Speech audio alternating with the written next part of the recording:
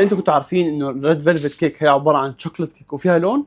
لو كنتوا عارفين اكتبوا لي في الكومنتات. خلاص جمعت مكونات الجافه مع بعض، اللي هو دقيق، بيكنج باودر، بيكنج صودا، ملح، كاكاو، وهنخلطهم مع بعض كويس. هنزل عليهم بالسكر وهحلهم مع بعض كويس واسيبهم على جنب. هنزل بالمكونات السائله، بيض، لبن رايب، زيت، فانيلا، خل باللون الاحمر دوت. اللي بقى دوت مع بعض كده. الاحمر هتدوقه بقى كله على دراي انجريدينت. قلبه بس لغايه لما الدقيق يختفي وتكون عندي العجينه. وهوزع العجينه على الثلاثه دول. انا هعملهم بالميزان عشان يبقوا بالظبط قد بعض.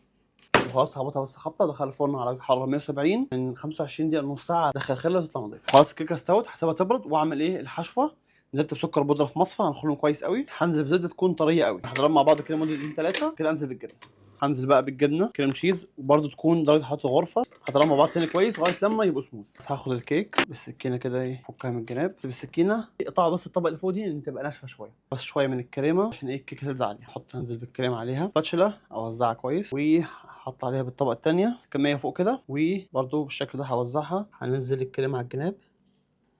خلاص جبت الكيك اللي انا قصيتهم وضربتهم في الميكسر. هاخد الكرامبس دي والزقها على الجناب وهزينها بقى زي ما انتوا عايزين. انا هعملها كده ايه بالشكل دوت. انا بس كده ايه هرش شويه فوق الوش. ويلا ندوق.